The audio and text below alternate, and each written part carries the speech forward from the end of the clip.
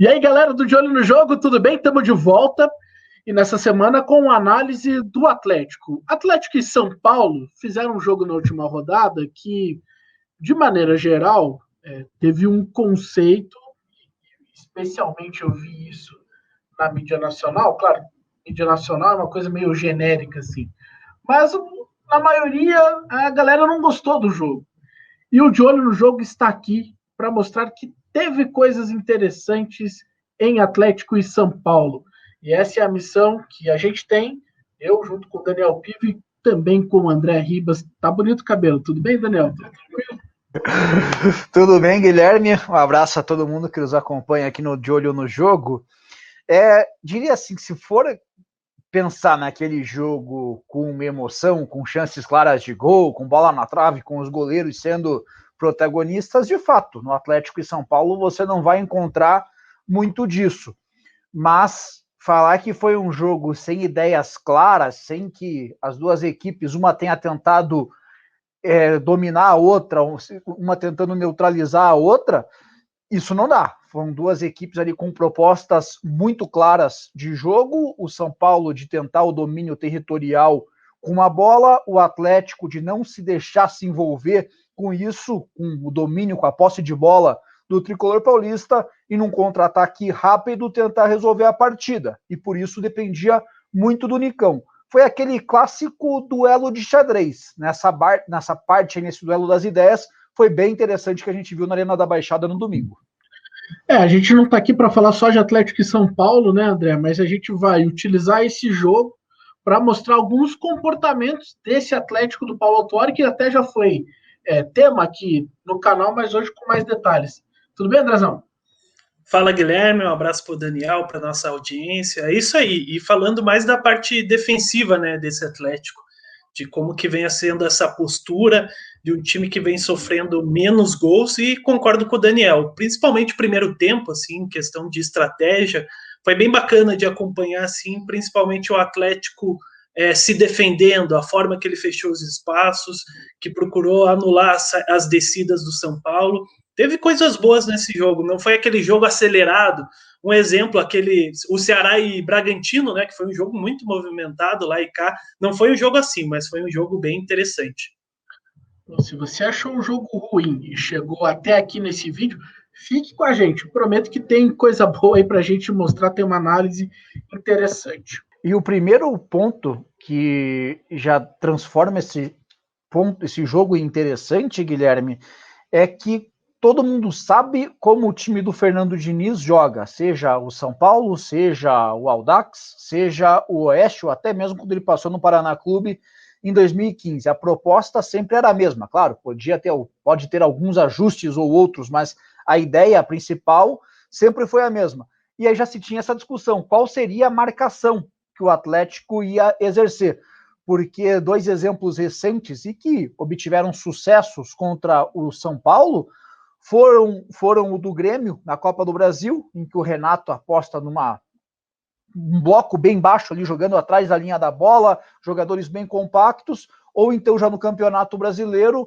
o Red Bull Bragantino, que faz a marcação avançada, tenta pegar ali a saída de bola do São Paulo, consegue marcar 4 gols, sendo que pelo menos 3 foram usufruindo desse erro do São Paulo, forçou o erro do tricolor paulista, conseguiu aproveitar as oportunidades. Então já se tinha um pouco disso, como seria a marcação do Atlético, e a resposta foi que acabou não sendo nenhuma coisa e nem outra.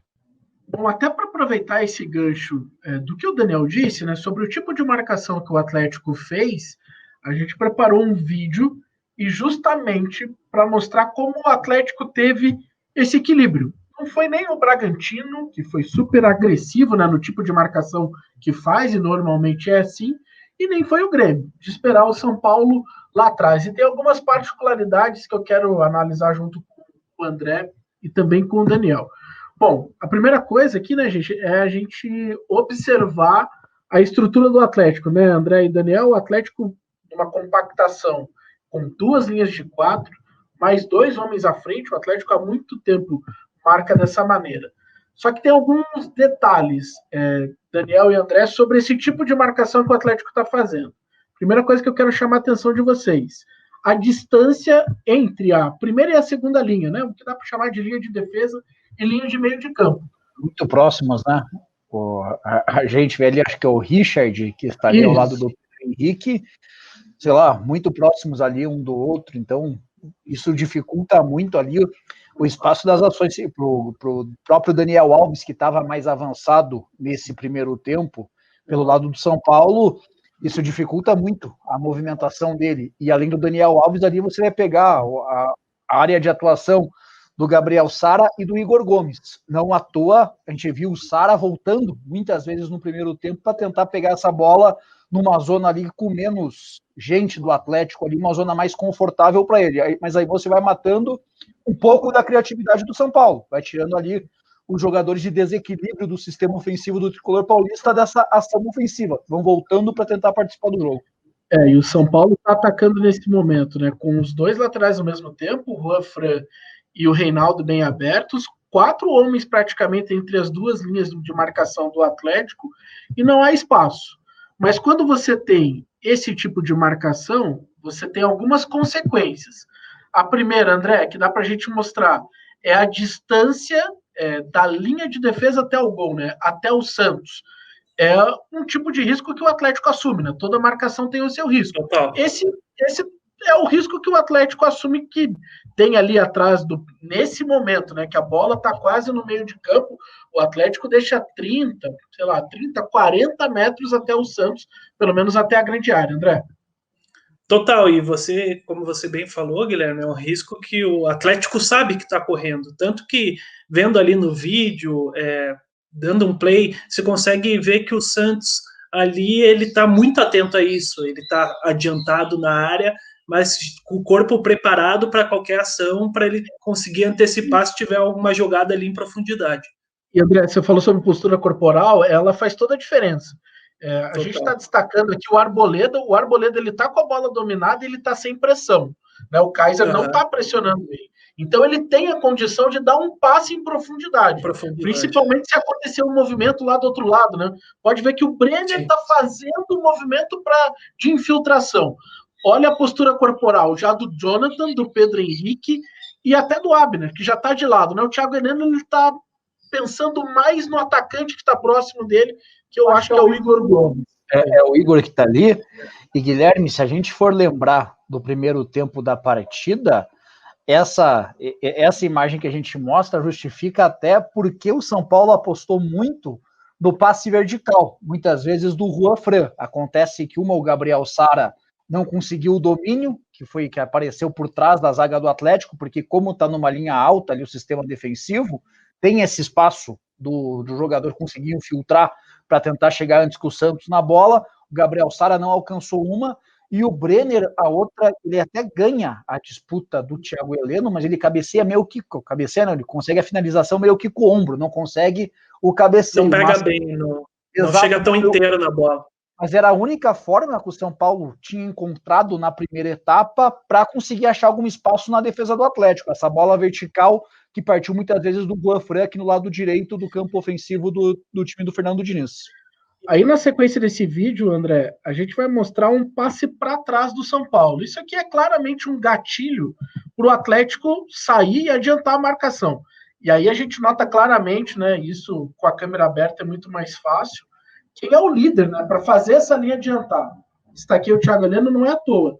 Vamos observar o comportamento dele, porque é claro quem leva a linha de marcação do Atlético.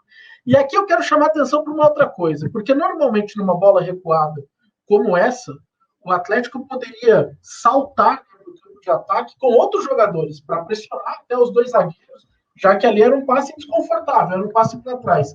O Atlético não faz isso, cara, e compacta de novo em 25, 30 metros no máximo. É impressionante, porque quando você tem uma linha assim tão alta, normalmente os jogadores de ataque sobem um pouco para pressionar. Nesse lance não é isso que o Atlético faz.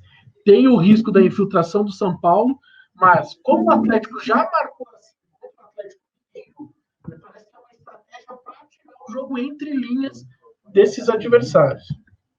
E aí, de novo, a gente vê um lançamento longo que não acaba resultando em nada. E, Guilherme, só para fechar falando ali do lado direito, o São Paulo por ali forçou muito nesse primeiro tempo, sempre com o Tietê aparecendo muito por ali, e o Carnezinho foi muito bem, sem a bola para fechar os espaços, para compactar e para pressionar, principalmente quando esse passe entrava mais adiantado pelo lado, que me parece ser ali um gatilho também para você impedir que esse jogador consiga ter essa liberdade tão grande para fazer esse passe em profundidade. E o Carnezinho foi muito bem nisso. Tanto que no lance do gol, o jogador de São Paulo, agora não vou me lembrar o nome, ele tenta dar um passe ali para mais aberto e o Carnezinho consegue fechar esse passe e sair o contra-ataque do lance do gol. Acho que foi o Gabriel Sá. Então o Atlético conseguiu neutralizar muito bem o São Paulo pelo esse lado direito e é um dos pontos interessantes aí desse primeiro tempo desse jogo. Bom, agora a gente vai mostrar um outro ponto, e aqui, Daniel e André, quem está acompanhando a gente, é o momento de tiro de meta do Atlético e da pressão do São Paulo. O São Paulo marca, assim, qualquer time, desde o Flamengo lá no Maracanã até o Atlético na Arena, ou o Sport dentro do Morumbi. E a gente pode notar aqui como a estratégia do Fernando Diniz é uma marcação campo inteiro, homem a homem. A gente até destaca aqui na imagem esses confrontos. E aí o que o Atlético precisava explorar, e fez isso pouco, era a liberdade que o Nicão tinha às costas do Tietê. Porque se a gente notar, o Tietê está marcando o Richard, que é o primeiro jogador centralizado aqui do Atlético. E tem um espaço gigantesco às costas. Se o Nicão fizesse o movimento de receber essa bola mais vezes às costas da defesa do São Paulo, isso poderia dar um resultado muito bom. Só que o Atlético fez pouco isso. E aí o Santos vai tentar essa bola mais longa, mas é de novo um confronto de homem a homem, de 4 contra 4. O Atlético poderia ter levado mais vantagem, algo que até aconteceu no primeiro tempo, gente. Especialmente, Guilherme, o São Paulo, como ele sai curto e o Atlético é um time que tem essa saída curta, ele aposta muitas vezes que o adversário vai tentar fazer isso para ele marcar adiantado. Se você muda ali o plano de voo, aposta nessa bola longa, é claro, vai ter a disputa ali no meio de campo. Se você ganha ou então a segunda bola fica com o São Paulo, ele consegue novamente ter o controle da ação. Mas essa bola longa bem elaborada ali, uma bola longa pensada, não simplesmente um chutão para frente, sem que os se virem, ela pode gerar esse tipo de benefício. Aí o que faltou para o Atlético foi um pouco de sincronia nos movimentos. Muitas vezes não conseguia ligar o contra-ataque, ligar a jogada. Mas a marcação do São Paulo é propícia para esse tipo de jogo. Se você vai sair curto, você vai ter o risco ali da pressão, porque a gente viu claramente ali o Atlético tinha 4 jogadores para fazer a saída, eram 4 jogadores do São Paulo adiantados. Isso tem uma consequência óbvia, vai sobrar o campo a partir dessa marcação. Se tem 4 jogadores adiantados, do meio de campo para trás, obviamente vai estar tendo espaço. Então você tem esse ponto para explorar. A bola longa do Atlético, em alguns momentos, entrou, faltou-lhe um pouco da conexão para a continuidade das jogadas, mas era uma arma que o Atlético tinha ali. Quando o Nicão conseguia ser acionado, muitas vezes conseguia desenvolver um contra-ataque, um ataque veloz, um ataque mais direto, assim, sem ser tão elaborado, que levava a perigo contra a meta do tricolor paulista. A gente vai mostrar agora, na sequência desse lance até, um comportamento do Atlético mais agressivo na marcação. Não foi o padrão, tá? O padrão foi aquele do vídeo anterior. Mas é interessante a gente ver esse lance agora, porque, de novo, ele tem a ver com o homem livre, né? Porque o Atlético também encaixa a sua marcação, também arrisca no mano a mano lá atrás, né? Tá um 3 contra 3. O Atlético marca, o Abner tá aqui em cima. E o São Paulo tem um homem livre. E aí o São Paulo vai um pouco melhor do que o Atlético nessa escolha ou nessa busca pelo homem livre, que é algo tão fundamental numa saída de bola, né, André? Não, é algo importantíssimo. E até nessa situação que você colocou muito bem, o São Paulo é um time que é muito trabalhado essa saída de bola pelo Diniz, tanto para que lá na frente você, em igualdade numérica, consiga vencer esse confronto, mas primeiro você precisa explorar esse primeiro passo, que é crucial para que a jogada se desenvolva e você consiga quebrar essa marcação do Atlético, né? Fazer que o Atlético tenha que fazer alguma compensação e isso gera erros lá na frente. Pode falar, Guilherme. Não, André, um detalhe que eu queria mostrar, que é uma característica do time do São Paulo, né? Esse vídeo, claro, tem como foco o Atlético, mas como o São Paulo ele ataca de uma maneira muito particular. São Paulo tem 9 jogadores, nesse momento, com o goleiro 10. 10 jogadores no campo de defesa. Então, por isso que o Thiago Heleno, que foi até a imagem que a gente destacou até agora há pouco, eu vou voltar um pouquinho aqui, olha o movimento que faz o Thiago Heleno para acompanhar o jogador do São Paulo. Ele vai caçar o jogador. Vai caçar, exatamente, justamente para essa pressão que vira ali no campo de ataque, um homem contra homem. A do Atlético, a referência é mais por zona, mas como o São Paulo ataca dessa maneira, acumulando muitos jogadores no campo de defesa, bola, né? O Atlético aceitou o convite, né? E foi atrás. Se o São Paulo acumula jogadores, o Atlético também acumulou lá, André.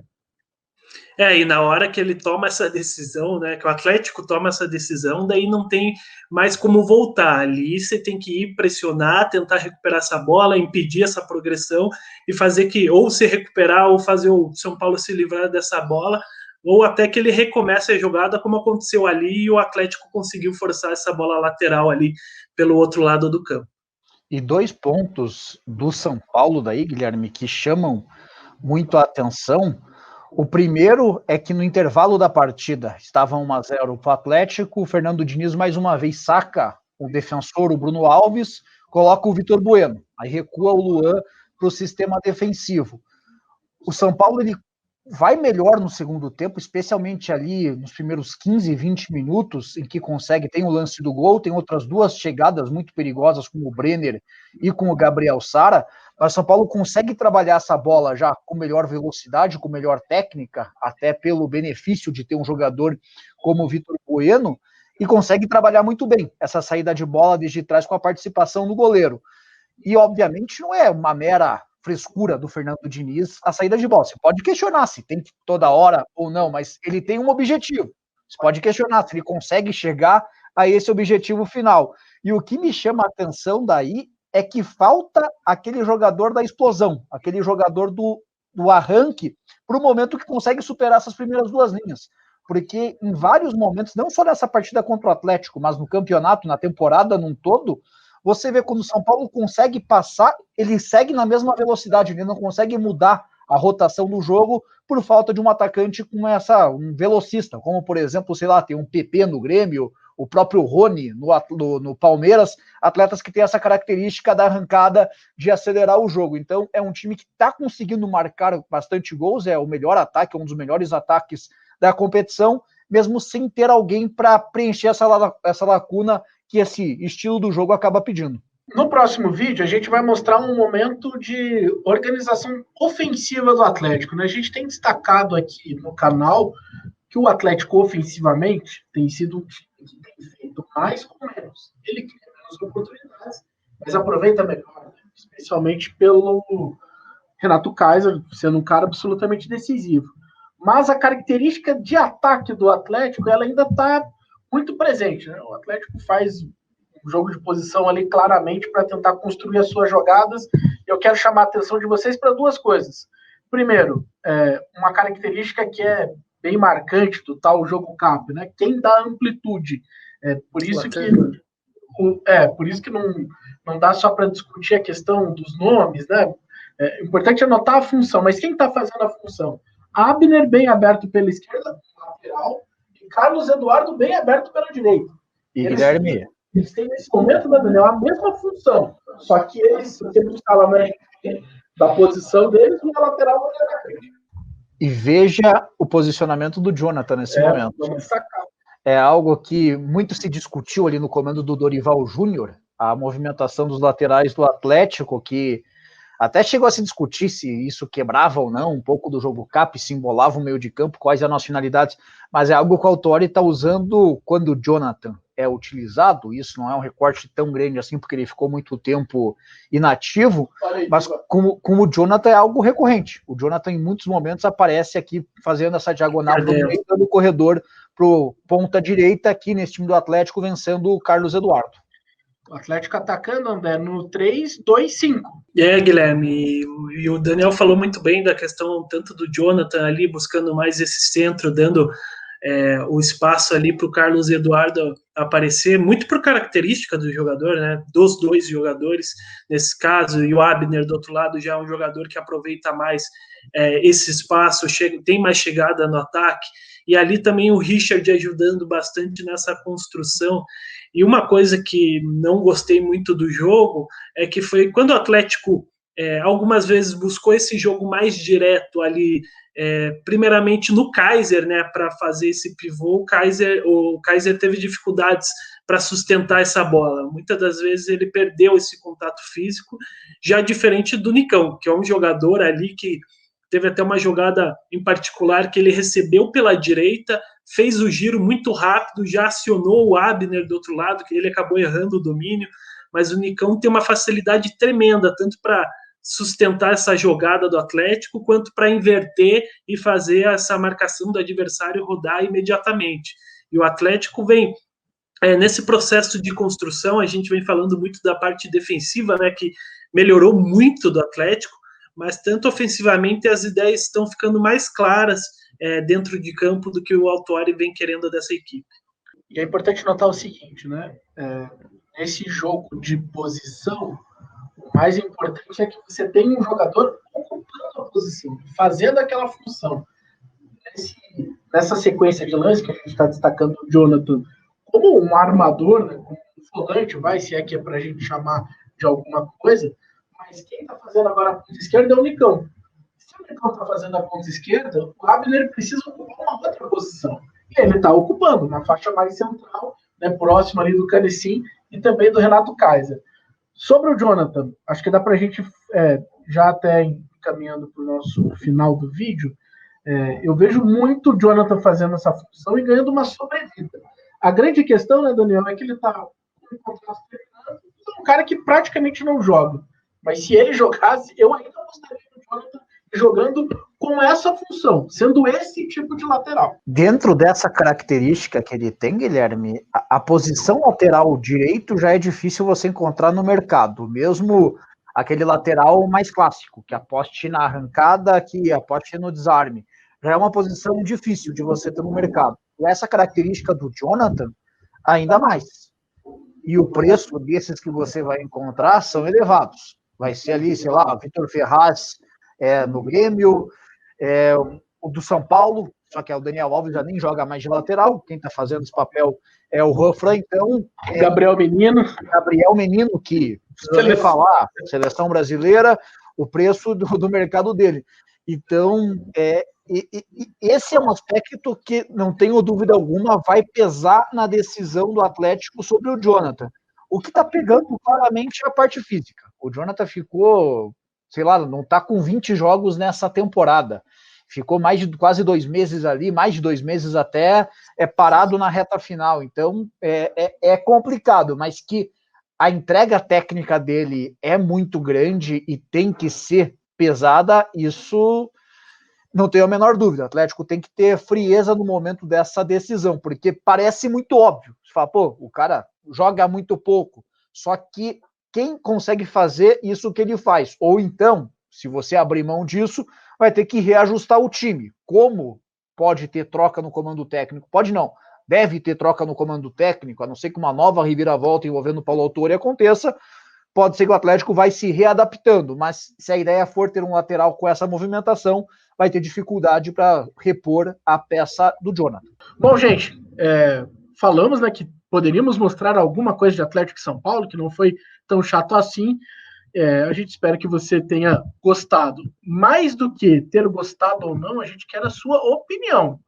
Por favor, mande aí o seu comentário sobre o tipo de estratégia que o Atlético tem tido nesse Campeonato Brasileiro, né, em relação à parte tática, o que pode evoluir, o trabalho do Paulo Autuori, né, tem muita gente que contesta, apesar da recuperação. Enfim, não quero influenciar a opinião de ninguém, até porque eu não concordo. Eu acho que o trabalho do Paulo Autuori, sim, é bom, e principalmente pelo lugar que estava o Atlético desde a chegada dele. A gente quer a sua opinião, e a gente quer também, óbvio, precisamos da sua curtida, queremos like, sim, nós pedimos like para você, e por favor, né, você que não está inscrito no canal, curtiu? Gostou desse formato aí? Por favor, então se inscreva. A gente tentou trazer aí com imagens, né, ilustrando um pouco mais que foi o Atlético contra o São Paulo, contra o líder do campeonato, e por que o jogo na Arena não foi ruim. Valeu, gente. Até a próxima.